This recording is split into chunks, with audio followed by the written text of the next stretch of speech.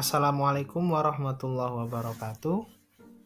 Nama saya Muhammad Agus Saifuddin, mahasiswa PPG UIN Maulana Malik Ibrahim Malang, batch 2 pada tahun 2023. Berikut ini adalah sumber belajar, yakni yang berkaitan tentang materi bentuk perilaku, hormat dan bakti, dan perilaku durhaka pada orang tua. Sebagai anak yang solih, tentunya kita harus berbakti pada ayah dan ibu kita. Merekalah yang merawat kita, bahkan karena mereka kita sering bahagia. Nah, sebelum kalian menyimak sumber belajar pada kesempatan kali ini, silahkan alangkah lebih baiknya kita berdoa terlebih dahulu agar ilmu yang kita pelajari bisa menjadi ilmu yang bermanfaat dan ilmu yang mulia di sisi Allah Subhanahu wa Ta'ala. Tujuan pembelajaran kita pada sumber belajar kali ini, kalian diharapkan pertama, bisa menganalisa bentuk perilaku hormat dan bakti pada orang tua, serta apa sih yang dimaksud dengan perilaku durhaka pada kedua orang tua. Yang selanjutnya, kalian diharap bisa menerapkan contoh perilaku hormat dan bakti pada kedua orang tua dalam kehidupan nyata. Seperti itu.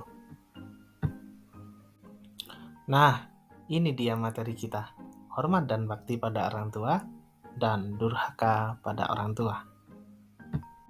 Sebagaimana pertemuan pertama, kita sudah mengetahui ciri anak yang hormat dan bakti pada orang tua, antara lain berkata lemah lembut padanya, selalu mendoakan pada orang tua, selalu punya waktu untuk membantunya, lalu menundukkan sebagian badan jika melaluinya, taat pada perintah ayah dan ibu, cium tangan untuk minta ridho sama ayah dan ibu, lantas selalu mendengar nasihatnya dan menjaga nama baiknya. Nah, kita sekarang beralih pada perilaku durhaka. Yaps, apa sih perilaku durhaka itu? Ini dia. Durhaka dalam Islam dikenal sebagai perilaku uququl walidain, yang memiliki arti singkatnya adalah melanggar kewajiban terhadap orang tua. Kita nggak menaatinya, memutus hubungan dengan orang tua, nggak mau berbuat baik pada orang tua, itu yang dinamakan sebagai sikap durhaka pada orang tua.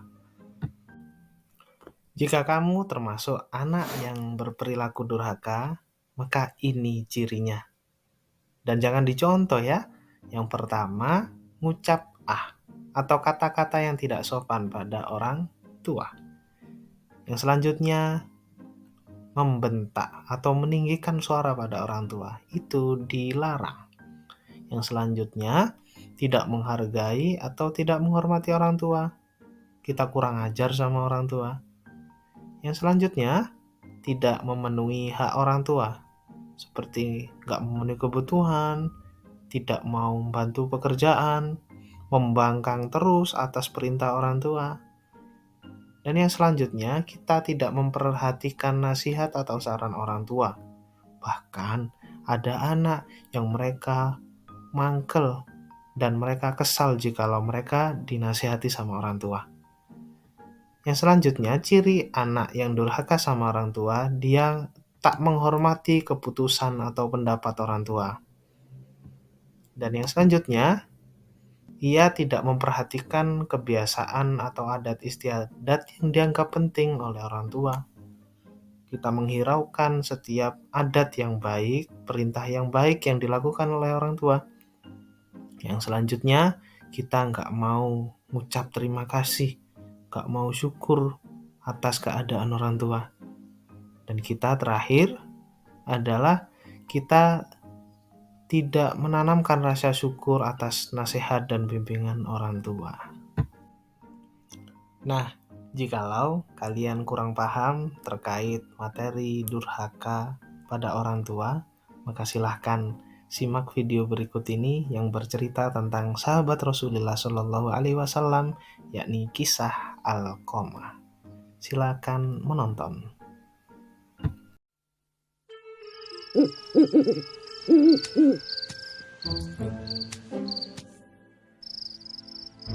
Wah, enak nih. Emir mau? Nanti saja deh, tunggu yang lain. Bener nih. Ya sudah kalau begitu. Kemana yang lainnya? Mungkin masih di musola, Bah. Oh iya, Abah lupa.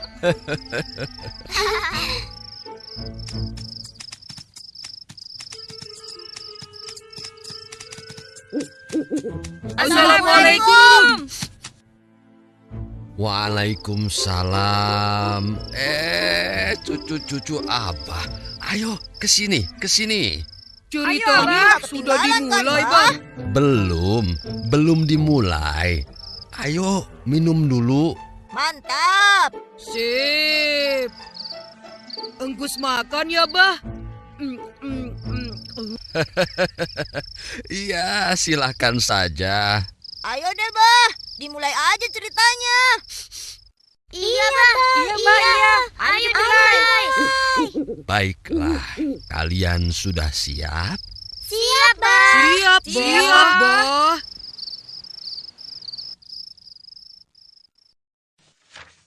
Pada zaman dahulu kala, hiduplah seorang sahabat Nabi yang bernama Alqamah.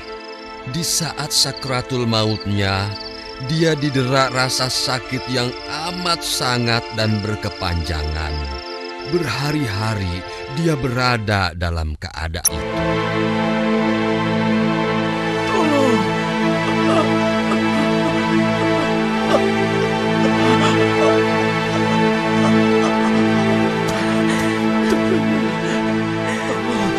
Apa yang kau rasakan, suamiku?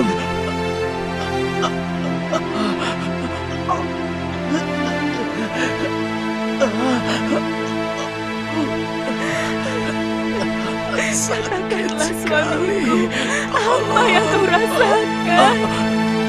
Oh ya Allah, apa yang terjadi dengannya? Keadaan Alqamah sepertinya semakin gawat. Iya, sudah lebih dari 3 hari dia dalam keadaan sekarat. Apa yang harus kita lakukan sekarang? Aku tidak tahu. Aku juga merasa bingung. Kakak, cepatlah kemari. Assalamualaikum. Waalaikumsalam. Bagaimana keadaan saudaramu Alqamah? Dia sakit keras dan sepertinya dia semakin menderita. Aku baru saja mau ke rumahnya. Kalau begitu, ayo kita sama-sama menengoknya. Ayo. Assalamualaikum. Ibu. Sakit. Alqamah, kau kenapa? Ada apa dengan keponakan?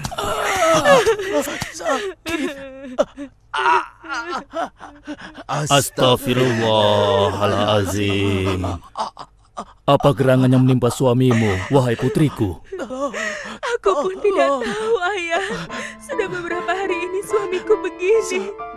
Sepertinya dia sedang sekarat. Alqamah, ucapkanlah Asyhadu an la ilaha illallah. Ibu. Astagfirullah. Astagfirullah. Sebenarnya apa yang terjadi dengan Alqamah? Apakah kau sudah menyampaikan hal ini kepada Rasulullah? Belum, Ayah. Bagaimana kalau salah seorang di antara kita pergi ke rumah Rasulullah? Mudah-mudahan saja beliau bisa membantu kita. Baiklah, aku saja yang pergi.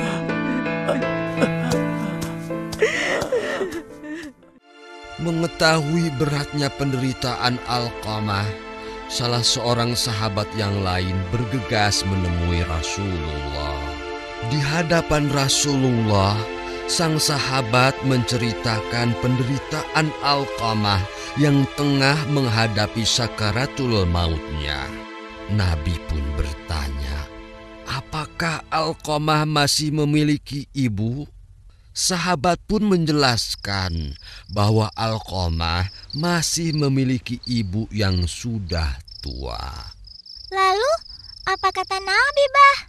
Mengetahui Alqamah masih memiliki ibu, Rasulullah pun memerintahkan kepada sahabat itu untuk memanggilnya dan menghadap Nabi.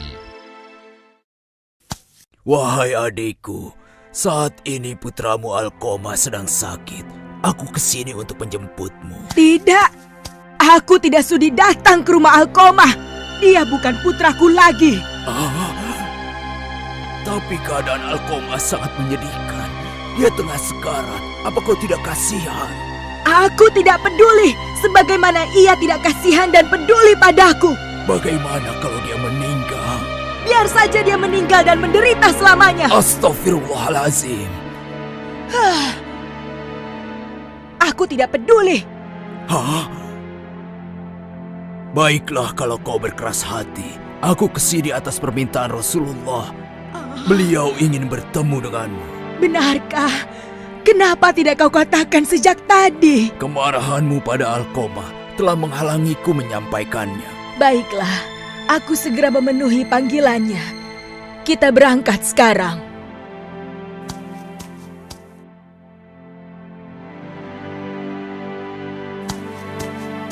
Wahai Ibu Alqamah yang mulia, Rasulullah ingin mengetahui kenapa engkau sampai demikian membenci Alqamah. Anak itu sudah menyakiti hatiku. Aku tidak bisa memaafkannya. Hal apa yang telah dia lakukan? Bukankah dia seorang yang soleh? Sebenarnya Alqamah sayang pada orang tuanya. Namun itu semua berubah sejak dia menikah. Dia terlalu memperhatikan istrinya. Sementara aku, ibunya, diabaikannya begitu saja. Assalamualaikum. Waalaikumsalam. Alqamah putraku. Bagaimana kabarmu, nak? Alhamdulillah baik, Bu. Syukurlah. Begini, Bu. Aku kemari membawa sesuatu untuk Ibu. Mungkin saja Ibu berkenan untuk menerimanya. Oh iya? Apa itu, nak? Ini, Bu.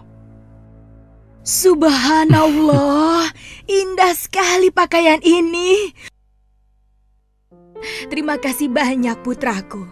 Baju indah ini pasti mahal sekali harganya. Iya, Bu. Tapi maaf, Bu. Saya keliru. Baju untuk Ibu bukan yang itu, Bu. Tapi yang ini, Bu. Ini. Kalau baju yang tadi itu untuk istriku, Bu. Masih ada lagi ketika aku datang berkunjung ke rumahnya. Alqamah, bolehkah ibu mencicipi kue ini? Ibu lapar sekali. Maaf, Bu. Kue ini pesanan istriku. Tapi Bagaimana kalau Ibu menunggu sampai istriku pulang dari pasar? Tidak apa-apa kan, Bu? terakhir aku pernah mengutus orang untuk memberikan pesan kepada Alqamah. Ini ada surat dari ibumu. Alqamah, hari ini ibu tidak punya sesuatu yang bisa ibu makan. Bisakah kau membantu ibu? Titipkanlah lewat orang yang mengantar surat ini. Wahai utusan ibuku, tolong katakan kepada beliau, uang yang aku punya hanya cukup untuk makan keluargaku beberapa hari saja. Aku khawatir istriku akan marah jika uang ini berkurang. Tapi begini saja. Tolong sampaikan, jika aku dapat rezeki lagi, aku pasti akan langsung mengantarkannya ke rumah ibuku, ya?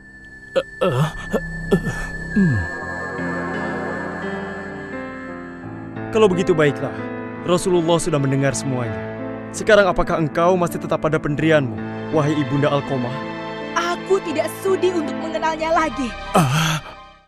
Betapa terperanjatnya Rasulullah dan para sahabatnya tatkala mendengar pernyataan ibu Alqamah yang tidak mengakui Alqamah sebagai anaknya. Sang ibu benar-benar marah dan sakit hati. Akhirnya dengan pertimbangan untuk meringankan azab atas Alqamah di akhirat kelak, Rasulullah memerintahkan para sahabat untuk melakukan sesuatu yang tidak disangka-sangka oleh sang ibu. Wahai Ammar, Rasulullah memerintahkan kita untuk mengumpulkan kayu bakar. Kayu bakar? Untuk apa? Kayu bakar itu digunakan untuk membakar tubuh aku. Benarkah? Untuk apa kayu bakar itu? Kayu bakar? Untuk membakar anakmu, Alqamah. Mengapa dia hendak dibakar? Ya, agar dia merasakan panasnya api dunia saja daripada panasnya api neraka. Tidak adakah cara lain? Itu yang terbaik. Bagaimana wahai ibu? Kami akan berangkat membakarnya. Apakah engkau mau ikut menyaksikannya? Ayo, Bu.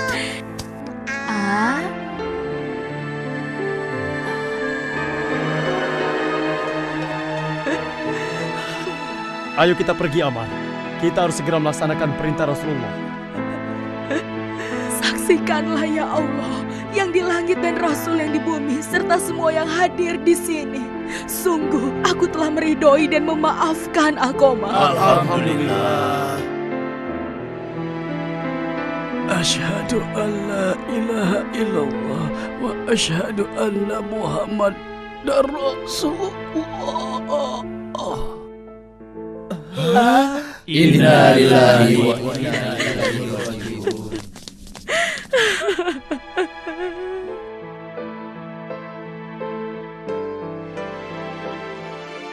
Seiring dengan keridoan sang ibu, saat itu juga Alqamah mampu mengucapkan 2 kalimat syahadat yang menjadi kalimat terakhir dalam hidupnya. Alhamdulillah. Dengan begitu, dia akan terbebas dari azab Allah akibat durhaka pada ibunya ya, Bah. Betul, Sarah. Itulah yang menjelaskan mengapa surga itu berada di bawah telapak kaki ibu. Bagaimanapun juga, kita harus selalu cinta, sayang, dan menghargai ibu kita. Jangan pernah membuat beliau marah atau melukai hatinya, baik melalui ucapan, sikap, atau perilaku kita. Bahkan berkata saja tidak boleh kan, Bah? Betul, Raffi. Tuh, Cep, dengerin. Jangan suka ngebantah ibu. Kayak kamu nggak aja, Kus. Engkus sih kalau disuruh pasti dikerjakan. Yang benar. Bener, tidak percaya. Kecuali kalau Engkus lagi ngantuk. Seperti kalau lagi dengar cerita Abah dong. Engkus, ayah.